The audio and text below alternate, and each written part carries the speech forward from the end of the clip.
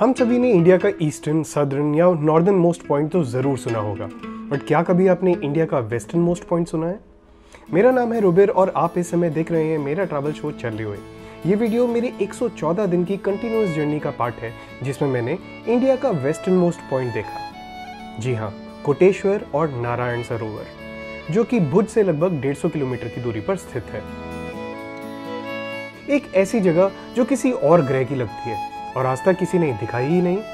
ऐसी जगह जहां मीलों मील तक सिर्फ बीच ही बीच दिखाई देता है। धरती कब समुद्र में मिल गई पता ही नहीं लगता, और समुद्र भी ऐसा जिसमें एक लहर तक नहीं। ऐसी धरती जो तीनों ओर से पानी से घिरी हुई है, पर खुद जिसने पिछले 5 सालों में बारिश की एक बूंद तक नहीं देखी। चलिए आपको दिखाता हूं एक ऐसी जगह जो मैं खुद देखकर हैरान रह गया।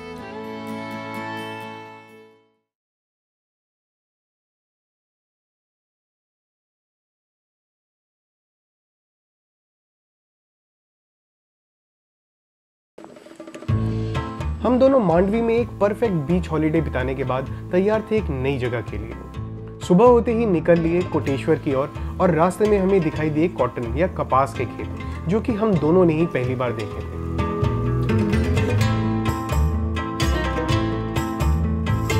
गुजरात की बिल्कुल सूखी जमीन पर इन परफेक्टली पैरेलल खेतों को तो देखकर हम दोनों ही दंग रह गए थे।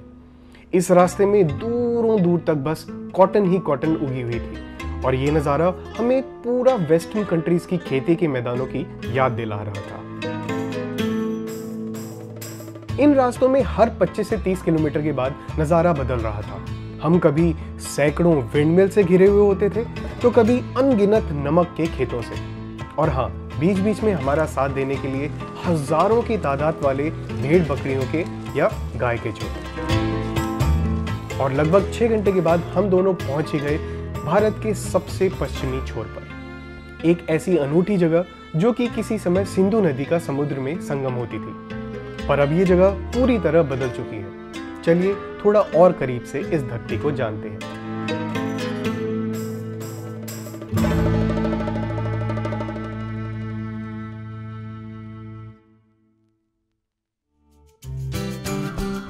दोपहर को हम लोग पहुंचे नारायण सरोवर में, जहां रहने के लिए या तो एक मंदिर की धर्मशाला, एक गवर्नमेंट का होटल या विश्राम गृह, जिसमें हमने स्टे करने का डिसाइड किया, अवेलेबल है। और हाँ, बहुत ही किफायती दामों में आपको यहाँ पर नॉर्मल या एसी रूम भी मिल जाएंगे।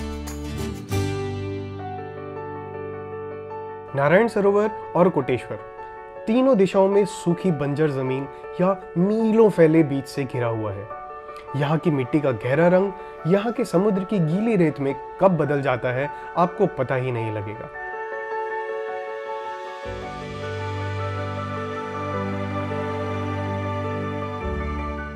ये बीच इतने दूर तक फैले हैं जिनका कोई अंत ही नजर नहीं आता। सिंधु नदी का सूखा हुआ डेल्टा हजारों एकड़ जमीन में फैला है। कहा जाता है कि 18वीं शताब्दी में आए एक भूकंप ने इस नदी का रास्ता हमेशा के लिए बदल दिया और पीछे छोड़ गया एक बेहद सूखा, बेजान, बेरंग पर बहुत ही सुंदर डेल्टा या कोरी क्रीक। गीली, रेतीली या दलदली जमीन पर पड़ती सूरज की ये किरणें यहाँ के बीच को बेहद अनूठा रूप प्रदान करती हैं।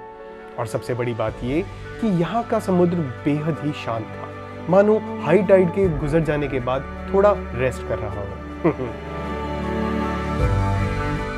और अचरज की बात ये कि इस जगह ने पिछले 5 साल में बारिश बिल्कुल नहीं देखी है। बस इस धरती को गीला करता है तो समुद्र का पानी। क्या हम अपने आप को 1 साल भी बिना बारिश के इमेजिन कर सकते हैं? यही मुझे दोबारा पानी की हर बूंद की कीमत का पता चला।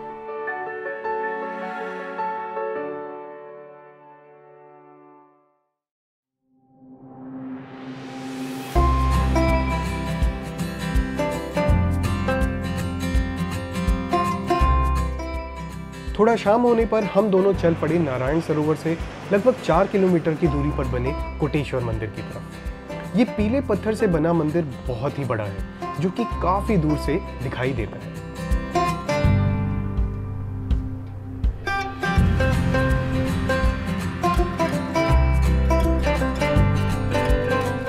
हम दोनों भी थोड़ा बीच को एक्सप्लोर करने के लिए नीचे उतर गए।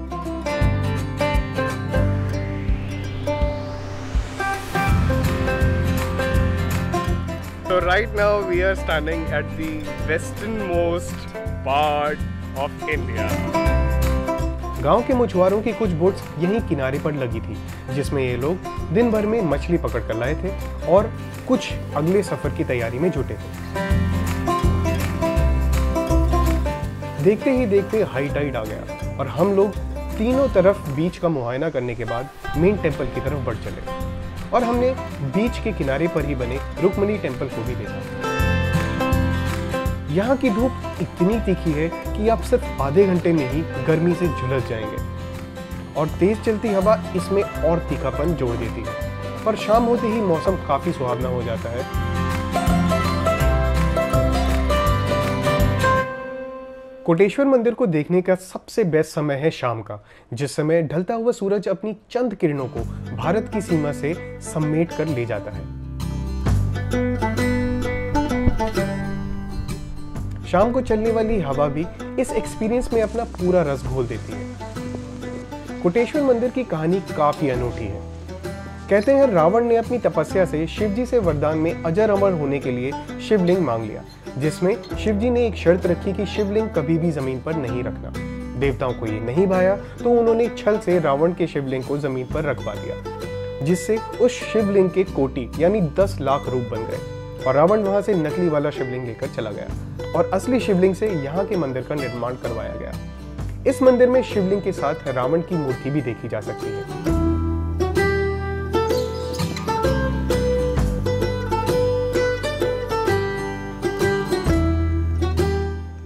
मंदिर के हर कोने में आपको अनेकों अनेक शिवलिंग देखने के लिए मिल जाएंगे और कहा जाता है अभी भी लाखों शिवलिंग इस मंदिर के नीचे दबे हुए हैं। शाम के सुहाने समय में मंदिर अपनी जगमगाती लाइट्स की डेकोरेशन से और सुंदर चमक उठता है।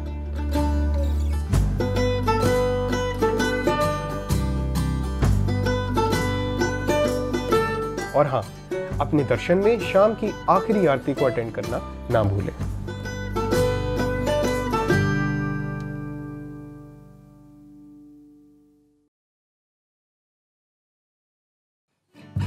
नारायण सरोवर मतलब विष्णु जी का तालाब एक हिंदू धाम है। सूरज उगने से पहले ही हम दोनों नारायण सरोवर देखने निकल पड़े, जो कि मंदिर कॉम्प्लेक्स की मोटी सी दीवार के साथ में बना है। इस दीवार को गांव की रक्षा के लिए बनवाया गया था। 5 सालों से बारिश न होने की वजह से इस सरोवर का पानी सूख गया था। जितनी सुहानी यहाँ की शाम थी, उतनी ही मनभावन थी यहाँ की सुबह। कहा जाता है कि ये मीठे पानी का सरोवर हिंदू धर्म के 5 सरोवर में से एक है, क्योंकि यहाँ प्राचीन काल में सरस्वती नदी का मुहाना होता था, जहाँ से ये समुद्र में मिल जाती थी। इस सरोवर में स्नान कर लोग मंदिर में दर्शन के लिए जाते हैं। दीवार के अंदर जाकर हम दोनों चल पड़े मुख्य मंदिर की ओर। ये मंदिर परिसर और खुद मंदिर भी काफी रंग बिरंगे पेंट से सजाया गया है, जो कि मंदिर के पीले सैंडस्टोन को काफी कॉम्प्लीमेंट करता है। 5 मंदिरों के सामने मुख्य मंदिर को द्वारका के मुख्य मंदिर की तरह ही बनाया गया है। इन मंदिरों का निर्माण 1734 से लेकर 1828 में सैंडस्टोन, ब्लैक मार्बल और बहुत ही सुंदर नक्काशी वाली लकड़ियों के साथ कराया गया। पर कहते हैं कि मुख्य मंदिर बहुत ही प्राचीन आदिनाथ जी का मंदिर था, जिसको दोबारा और भव्य बनाया गया। इस तीर्थ स्थल में गुजरात से बहुत दूर दूर से लोग भगवान जी के दर्शन करने के लिए आते हैं।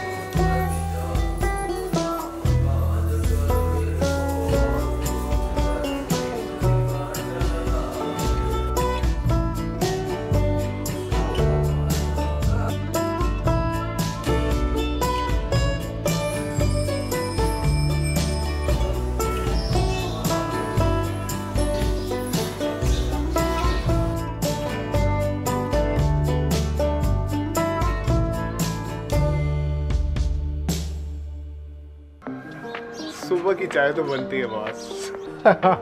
चाय के शौकीन को सुबह की चाय तो अमृत ही लगती है और पूरे गांव में अकेले इन्हीं चाय वाले भैया के हाथों की बकरी और गाय के दूध से बनी जबरदस्त चाय पीना मत भूलिएगा।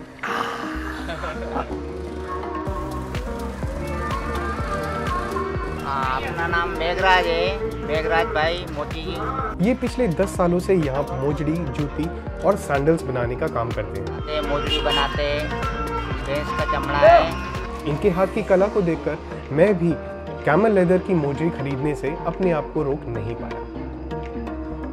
I like these mojris very much. I love to wear mojris, and this is going to be my first purchase. I haven't purchased anything since my travel. I always wanted to have a pair of these mojri made up of camel leather.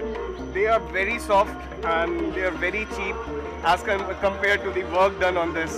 They are very lightweight but made very strong. तो comment section में मुझे जरूर बताइए कि आपको ये episode कैसा लगा। भारत की ऐसी ही अनसुनी अनोखी जगहों को 4K रेजोल्यूशन में देखने के लिए मेरा चैनल जरूर सब्सक्राइब करें। किसी प्यारी सी नई जगह घूमने मेरे साथ चले ओए। Although we came late, but they were polite enough to serve food. चले ओए, चले ओए।